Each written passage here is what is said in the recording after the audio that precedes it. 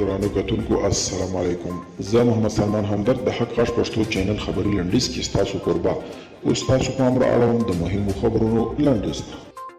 د ولسي جرګې رئیس میر رحمان رحماني د یو پلاوي په مشرۍ تاجکستان ته تللی دي. راپورونه وایي چې نوموړي به په دې ورځني سفر کې د تاجکستان د ولسمشر په ګډون له نورو چارواکو سره پر اقتصادي مرستو، امنیتي همکاریو او دوه اړخیزو اړیکو پر پراختیا خبرې وکړي.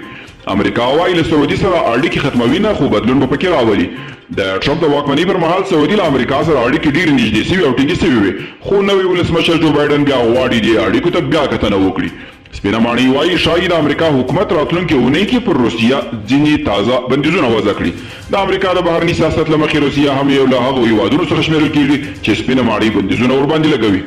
او د امریکا ولسمشر جو بایډن ویلي چې په سوریه کې د امریکایي ځواکونو هوایي بریدونه ایران ته خبرداری وو.